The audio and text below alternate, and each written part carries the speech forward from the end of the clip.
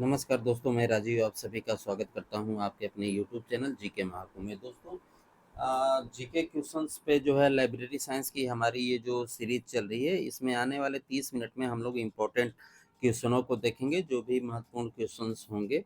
पसंद आए तो लाइक शेयर कीजिएगा, दोस्तों के साथ शेयर कीजिएगा। तो चलिए स्टार्ट करते हैं आज के इम्पोर्टेंट 30 मिनट की ये सीरीज को।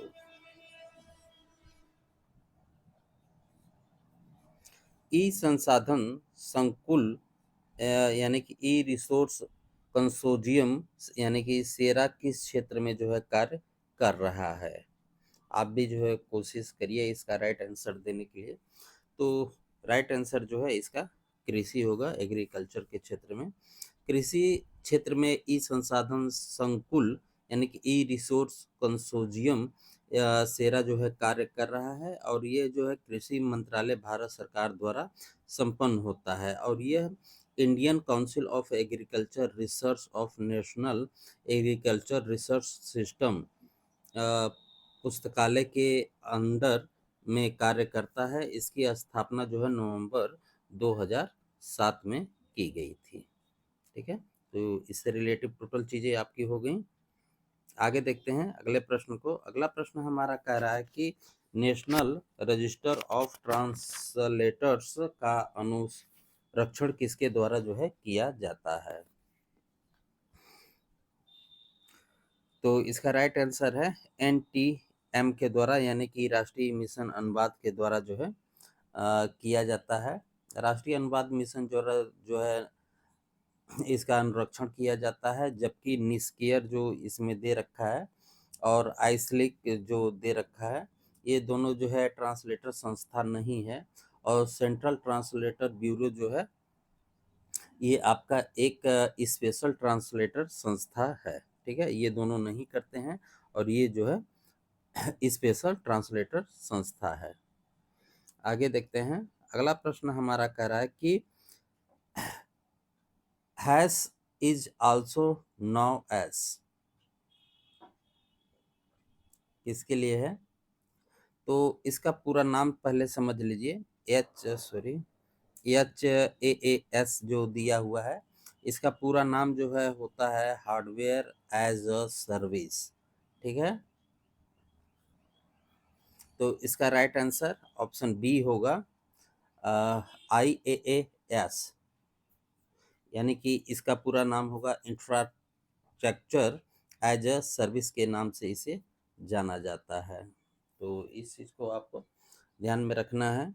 अगला प्रश्न है, भारत में मानकों को निर्धारित करने के लिए प्रमुख संस्था जो है कौन सी है। कौन सी है मानकों को निर्धारण करने के लिए। तो राइट आंसर ऑप्शन डी होगा, ब्यूरो ऑफ इंडियन स्टैंडर्ड्स है। और भारतीय मानक ब्यूरो अधिनियम जो है 1986, ठीक है, 1986 द्वारा स्थापित की गई थी, जो 23 दिसंबर 1986 को लागू हुआ।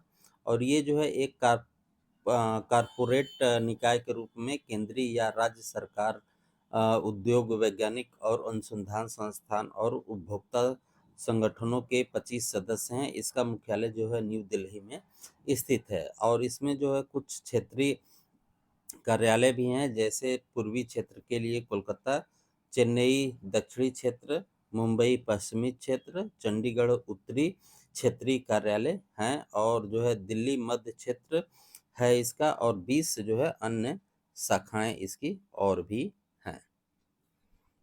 आगे देखते हैं। अगला प्रश्न हमारा कह रहा है कि मानक और विनिर्देशन द्वारा एकत्र किया जाना चाहिए। तो right answer option D, industrial field. अगला प्रश्न है, अगला प्रश्न हमारा कह रहा है कि शोध में वैज्ञानिक पद्धतियों का प्रयोग जो है किया जाता है। शोध में जो है वैज्ञानिक पद्धतियों का प्रयोग किया जाता है। तो इसमें जो है जो ऑप्शन दे रखा है सभी होगा, यानी कि सभी संकायों में अगला प्रश्न देखते हैं। अगला प्रश्न हमारा कह रहा है कि सामाजिक प्रकाशनों के प्रभाव तत्व को जानने के लिए आप किन स्रोतों का उपयोग करेंगे? किसका उपयोग जो है करेंगे?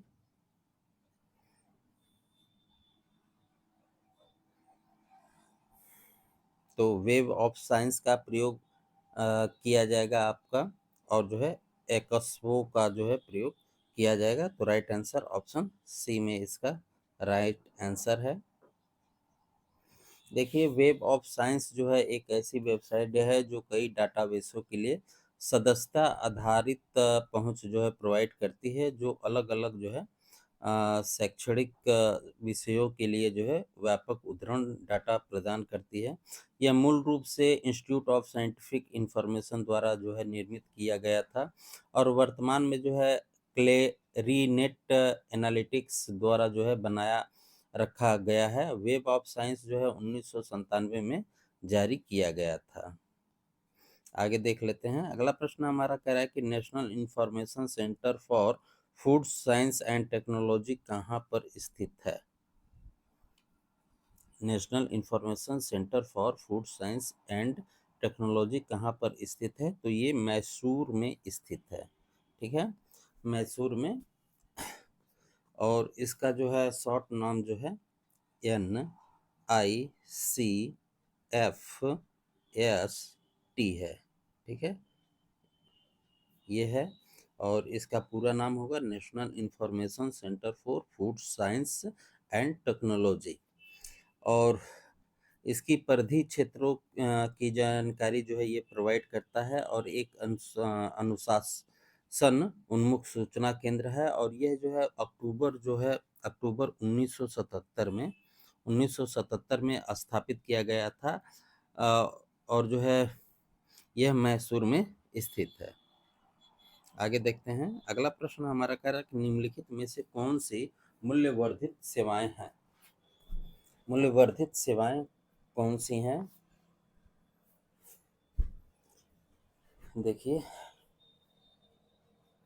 तो इसमें संकलन सेवा और जो है शोध रिपोर्ट या बाजार सर्वेक्षण रिपोर्ट होगा। 1 और 4, ऑप्शन डी में है 1 और 4। आगे देखते हैं। अगला प्रश्न हमारा कह रहा है कि उत्पादन सेवा में इनमें से क्या सम्मिलित नहीं है? उत्पादन सेवा में इनमें से क्या सम्मिलित नहीं है? तो right answer designing of web page, B right answer होगा। आगे देख लेते हैं। अगला प्रश्न हमारा कह रहा है कि KWIC एक उदाहरण है। KWIC एक उदाहरण है। तो यही इसका राइट आंसर होगा।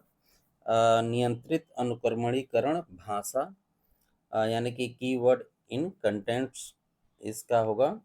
और इस सिद्धांत पे आधारित है कि दस्तावेज का शीर्षक इसकी सामग्री का जो है प्रतिनिधित्व करता है। यह माना जाता है कि दस्तावेज का शीर्षक दस्तावेज की एक पंक्ति सार है। शीर्षक में जो है महत्वपूर्ण शब्द दस्तावेज के विषय को जो है इंगित करते हैं। अगला प्रश्न देख लेते हैं। अगला प्रश्न हमारा अभिकथन कह रहा है कि पूरा लेख संबंधी सामग्री के संरक्षण और प्रसार के लिए माइक्रोग्राफी सेवाओं की स्वीकार्यता समाप्त हो चुकी है।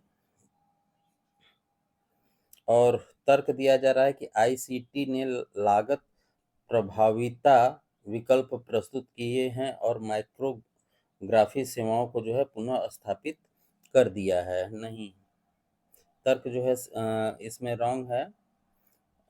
मतलब पूरी तरीके से रॉन्ग नहीं है, लेकिन कुछ तो रॉन्ग है, और जो है ये सही है। तो इसमें राइट आंसर ऑप्शन ए ही होगा। ये सत्य है और आर आंशिक रूप से सत्य है। आगे देख लेते हैं। अगला प्रश्न हमारा कह रहा है कि निम्नलिखित में से क्या मुफ्त स्रोत खोज यानी कि इंटरफेस नहीं है? इंटरफेस नहीं है। तो right answer orchid option D होगा।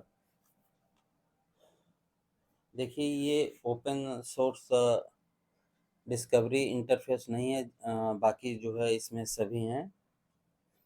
अगला देख लेते हैं। अगला प्रश्न हमारा कह रहा है कि समाचार पत्र की कतरन डैश सूचना सेवा का एक प्रकार है। तो ये जो है पूर्व प्रभावी का है, समाचार पत्रों की जो है कतरन।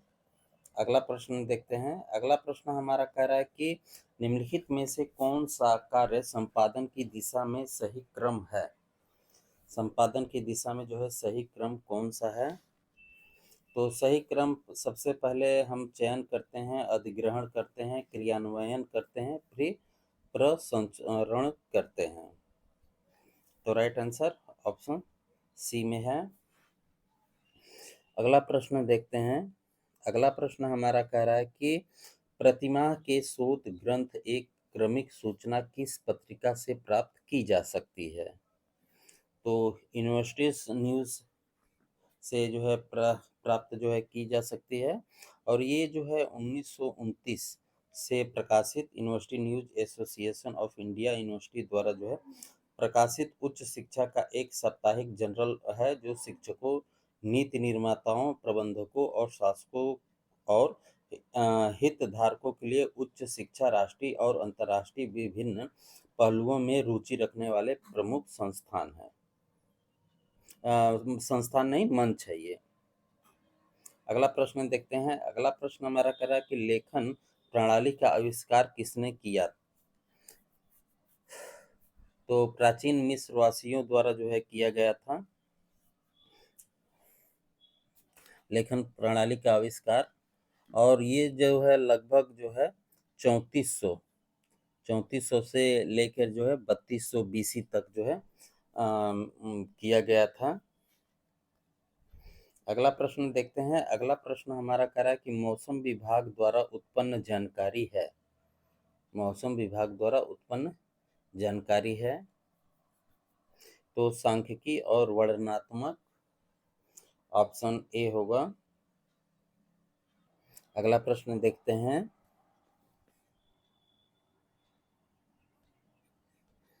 अगला प्रश्न हमारा कह रहा है कि IOCLC का पूर्ण रूप है।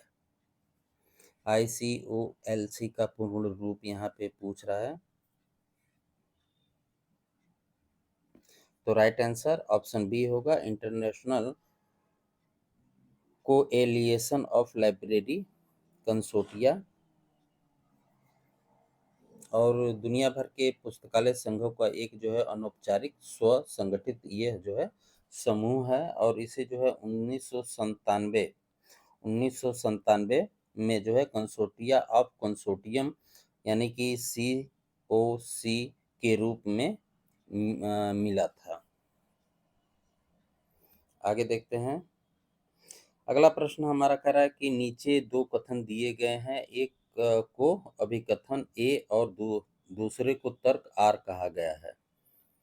तो अभिकथन है कि सार्वजनिक संगीत प्रदर्शन के व्यवस्थापकों को प्रयोग में की गई ध्वनि रिकॉर्डिंग के लिए जो है स्व और कार की जो है अनुमति लेनी होती है। तर्क है कि सार्वजनिक प्रदर्शन से पहले ध्वनि रिकॉर्डिंग में जो है प्रत्येक अधिकार धारक को लाइसेंस प्राप्त करना आवश्यक है। उपयुक्त कथनों में से जो है चुनना है। यहाँ पे ए और आर जो है दोनों सही हैं, और जो है आर ए की सही व्याख्या करता है। इसमें ऑप्शन ए होगा। आगे देखते हैं। अगला जो है वही कह रहा है कि अभिकथन है। तो यह अभिकथन कह रहा है कि विवेचनात्मक सार के निर्माण के लिए जो है विषय की सुविज्ञता आवश्यक है और इसमें बहुत अधिक समय लगता है। तर्क है कि विवेचनात्मक सार में जो है विवेक अपनी राय तथा व्याख्याओं को जो है शामिल करता है। उपयुक्त कथन में से चुनना है आपको। उपयुक्त कथन में से आपको जो है चुनना है।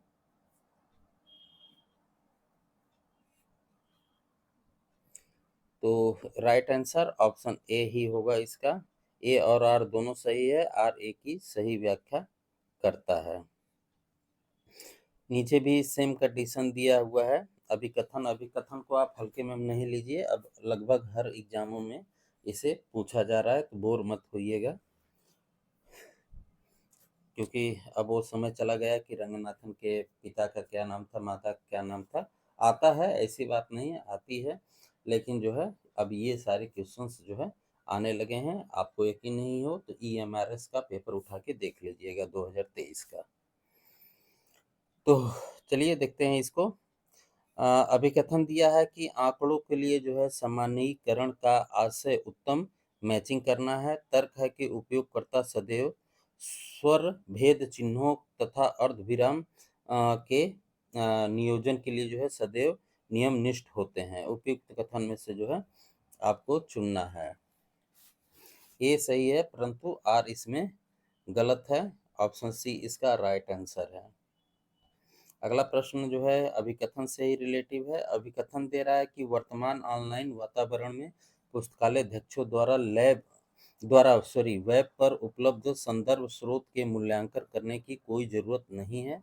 तर्क है कि ऐसे प्रकाशन हैं जो पुस्तकालयाध्यक्षों के लिए किसी पुस्तकालय में छपे हुए अथवा ऑनलाइन संदर्भ संग्रहों के चयन तथा मूल्यांकन में सहायक हैं। उपयुक्त कथन में से जो है यहाँ पे आपको चुनना है।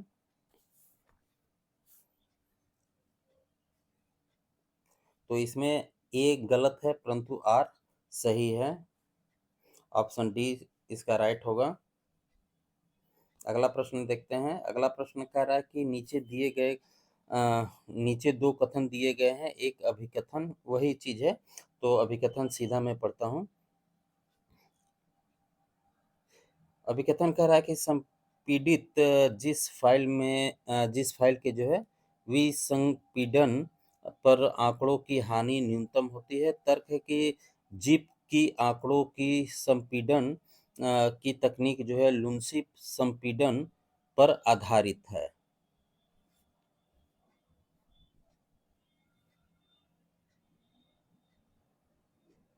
तो इसमें जो है ए सही है, परंतु आर जो है नहीं है। ऑप्शन सी इसका राइट होगा। अगला प्रश्न हमारा देखते हैं। अगला प्रश्न हमारा कह रहा है कि अंकीय सूचना जीवन चक्र में आने वाले OASIS संदर्भ मॉडल के जो है निम्नलिखित प्रकार्यात्मक तत्वों को क्रमानुसार जो है यहाँ पे लगाना है। तो सबसे पहले ई ऑप्शन हो जाएगा अंतर्ग्रहण, और उसके बाद जो है पुरातात्विक भंडार हो जाएगा 2 नंबर पे। फिर अंकीय प्रबंधन हो जाएगा। फिर आपका जो है अधिगम हो जाएगा। फिर प्रशासन हो जाएगा। देखिए किसमें राइट आंसर है इसमें। तो राइट आंसर ऑप्शन डी में है। अगला प्रश्न देखते हैं। अगला प्रश्न हमारा जो है निम्नलिखित विशेषज्ञ प्रणाली को उनकी उत्पत्ति के आरोही क्रम में यहाँ पे लगाना है। आरोही में जो है लगाना है।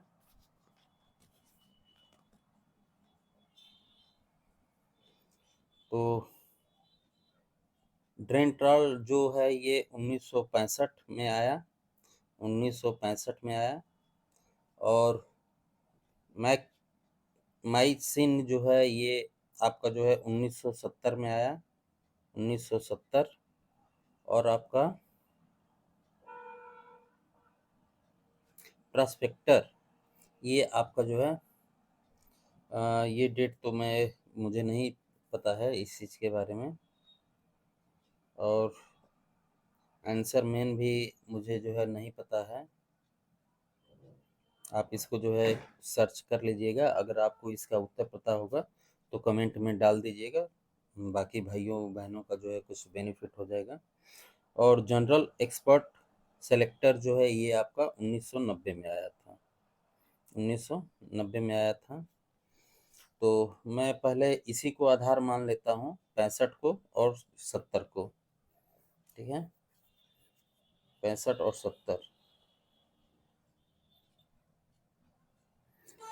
तो option C, option D right answer है। अगला प्रश्न देखते हैं। अगला प्रश्न हमारा कह रहा है कि केस स्टडी के अंतर्निहित निम्नलिखित प्रमुख अवस्थाओं को जो है क्रमानुसार लगाना है। इसको देखिए और बताइए।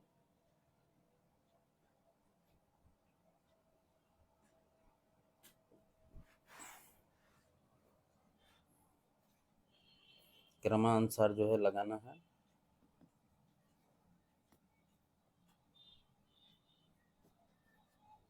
तो सबसे पहले बी हो जाएगा, फिर सी हो जाएगा, ए हो जाएगा, लास्ट में जो है डी हो जाएगा। राइट आंसर ऑप्शन बी में है। अगला प्रश्न देखते हैं। अगला प्रश्न जो है सूची 1 से जो है सूची 2 को जो है यहाँ पर मिलान करना है। लिस्ट 1 से जो है लिस्ट 2 को, एक तरफ सिद्धांत दिया हुआ है, एक तरफ जो है विवरण दिया हुआ है। तो ब्रेडफोर्ड का सूत्र जो है ये बिखराव का सूत्र से रिलेटिव है, 4 नंबर पे हो जाएगा। ये लोटका है, थोड़ा सा टाइपिंग मिस्टेक है। ये लोटका का सूत्र है, तो ये लेखक की उत्पादकता से रिलेटिव हो जाएगा। जिप्स का सिद्धांत जो है ये शब्दों का घटित होना, और जो है गारफील्ड का जो है सिद्धांत जो दिया हुआ है ये जनरल्स प्रशक्तियों की संख्या से हो जाएगा। 4 3 2 1 ऑप्शन ए में ही है। अगला देखते हैं। अगले को थोड़ा मैंने छोटा कर दिया है क्योंकि जो है मोबाइल में नहीं आ पाता, बड़ा है। लिस्ट 1 से जो है लिस्ट 2 को यहाँ पे भी मिलान करना है आपको। तो भौतिक घटक के रूप में पुस्तक का अध्ययन, ये आपका जो है वर्णनात्मक ग्रंथ सूची से रिलेटिव हो जाएगा, 2 नंबर। और जो है पुस्तक को रखने और सही समय संबंधित समालोचनात्मक विश्लेषण, ये आपका ऐतिहासिक ग्रंथ सूची से हो जाएगा। और बौद्धिक घटक के रूप में पुस्तकों का अध्ययन, ये जो है व्यवस्थित ग्रंथ सूची से हो जाएगा। और पुस्तक ग्रंथ सूची ये जो है व्यापार ग्रंथ सूची से रिलेटिव हो जाएगा, यानी कि 2 4 1 3 ऑप्शन बी में है, 2 4 1 3। अगला प्रश्न वही जो है मिलान ही करना है। लिस्ट 1 से जो है लिस्ट 2 को, एक तरफ संदर्भ स्रोत दिया हुआ है, एक तरफ जो है प्रकाशक दिया हुआ है। तो स्टैटिकल्स ईयर बुक ऑफ इंडिया, ये मिनिस्ट्री ऑफ स्टैटिकल्स एंड प्रोग्राम,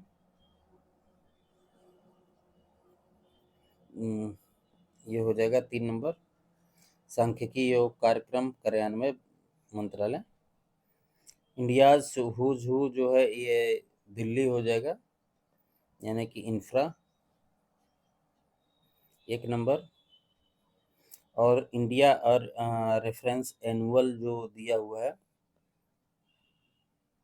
ये प्रसारण संभाग सूचना एवं प्रसारण मंत्रालय हो जाएगा। और इंडियन लिटरेचर एब्रोड, ये जो है मिनिस्ट्री ऑफ सांस्कृतिक मंत्रालय भारत सरकार हो जाएगा। 3 1 4 2 इसमें राइट आंसर होगा, इसमें ए में है। अगला भी जो है सूची ही मिलान करना है। लिस्ट 1 से जो है लिस्ट 2 को यहाँ पे मिलान करना है। एक तरफ जो है IACR उत्पादक दिया हुआ है और एक तरफ जो है प्रकार दिया हुआ है। तो प्रवृत्तियों से संबंधित प्रकाशन जो है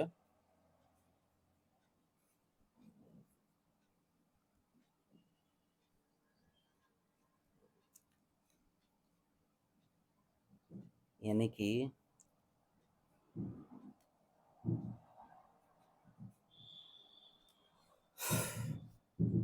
रुझान संबंधित प्रकाशन जो है ये आपका state of the art report,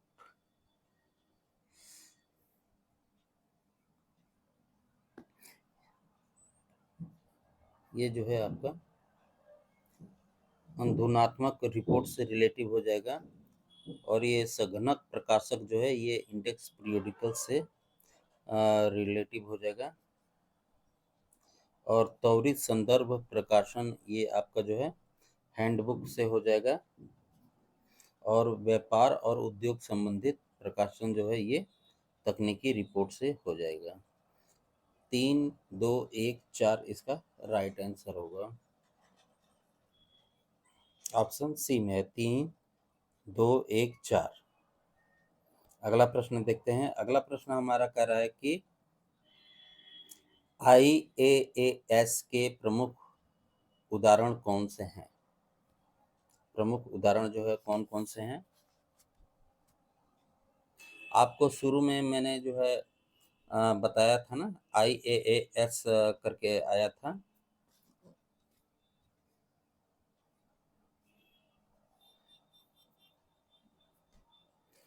तो इसके राइट आंसर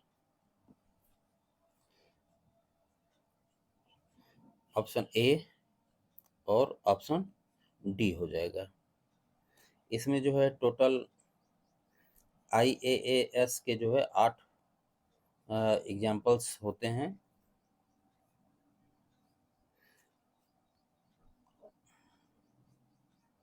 और इसका पूरा नाम जो है IAAS का जो है इंफ्रास्ट्रक्चर एज अ सर्विस होता है। तो इसमें राइट आंसर ऑप्शन डी में है, ए और डी। यहाँ पे जो है मैंने दे दिया है इसको, और इसमें जो है 3 श्रेणियां होती हैं। कौन कौन सी? 8 तो एग्जाम्पल हो गए और 3 श्रेणियां हो गई। तो इसे आप एक बार देख लीजिएगा। अगला प्रश्न हमारा कह रहा है कि निम्नलिखित में से परिकल्पना के अप्रचलन परीक्षणों की जो है पहचान यहाँ पे करना है।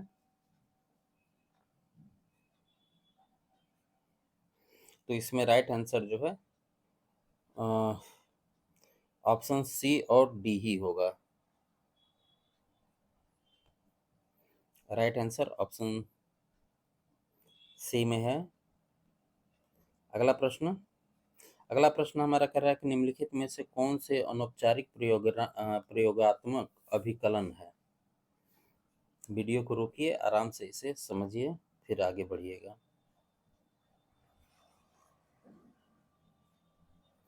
तो ऑप्शन ए, ऑप्शन बी और ऑप्शन डी इसका राइट होगा। ऑप्शन बी में है। अगला प्रश्न देखते हैं। अगला प्रश्न हमारा कह रहा है कि निम्नलिखित में से पेस्ट विश्लेषण के 2 लाभ कौन से हैं? कौन से हैं?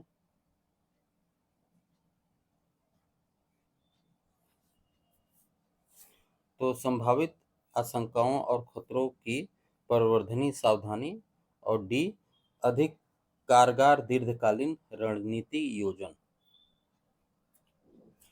PEST एनालिटिक्स में जो है आप पी में जो है पॉलिटिकल, ई में जो है इकोनॉमी फैक्टर्स को रख सकते हैं, यस में जो है आप सोशल फैक्टर्स, और टी जो है टेक्नोलॉजिकल फैक्टर्स में होता है।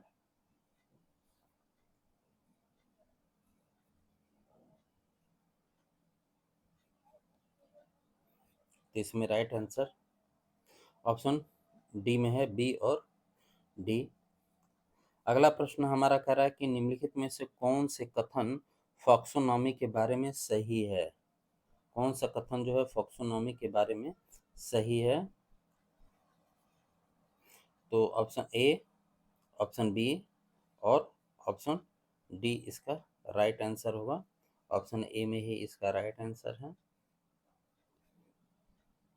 अगला प्रश्न है, निम्नलिखित में से कौन से ईपीजी पाठशाला मॉड्यूल्स हैं? मैं जल्दी जल्दी जो है आपको बता दे रहा हूँ, क्योंकि समय आपका जो है मैं नहीं नुकसान करना चाहता हूँ। ईपीजी पाठशाला मॉड्यूल्स हैं।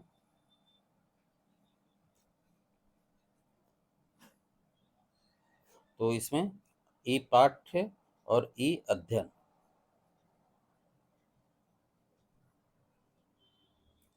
सी और डी इसमें राइट होगा। सी और डी ऑप्शन बी में है। अगला प्रश्न है, निम्नलिखित में से सूचना उद्योग के मध्यवर्तियों की जो है पहचान करना है यहाँ पे। तो इंडिविजुअल कॉलेज और ऑनलाइन विक्रेता, ए और बी, ऑप्शन ए में ही है। अगला प्रश्न हमारा कह रहा है कि राष्ट्रीय ज्ञान आयोग की परिभाषा के अनुसार निम्नलिखित में से ज्ञान पंचभुजक के घटक हैं।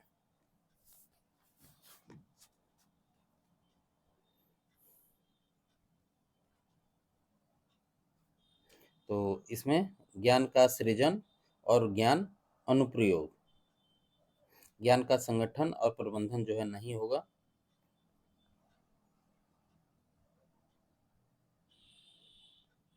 राइट आंसर ऑप्शन सी में है। अगला प्रश्न हमारा है, निम्नलिखित में से कौन सा मापन पैमाने का एक प्रकार नहीं है, पूछ रहा है इसमें।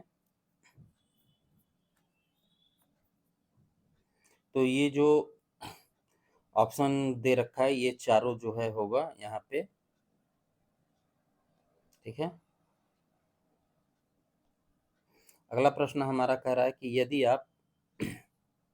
यदि आप एक परिचयन पद्धति में किसी सूची के प्रत्येक 10वें नाम और किसी गली के प्रत्येक 15वें घर का चयन करते हैं तो उसकी किस नाम से जाना जाएगा? तो व्यवस्थित प्रतिचयन से हो जाएगा, सिस्टमैटिक सैंपलिंग, ऑप्शन सी हो जाएगा। अगला प्रश्न हमारा कह रहा है कि वे अध्ययन जो प्रकृति में अनुद्वैध और संभावित होते हैं और उन्हें उत्तरदाताओं से सूचना एकत्र की जाती है, उसे किस नाम से जाना जाता है? वे अध्ययन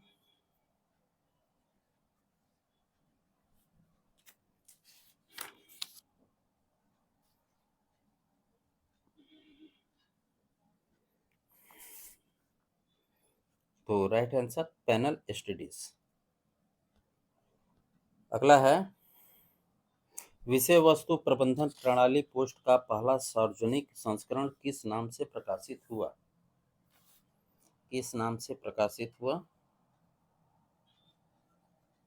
ऑप्शन डी किराक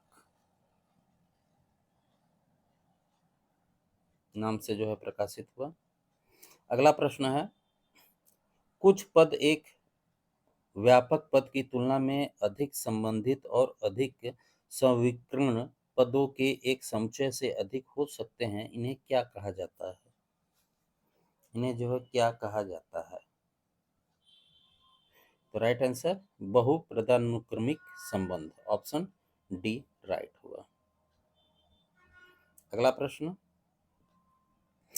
प्रश्न हमारा कह रहा है कि ORCID क्या है? थोड़ा शोर होगा, ये लोग इतना शोर होता है क्या होता है? राइट आंसर इसका ऑप्शन बी होगा, शोध और शोधकर्ताओं को जोड़ने वाली रजिस्ट्री। अगला प्रश्न है, एंड्रेस क्या है?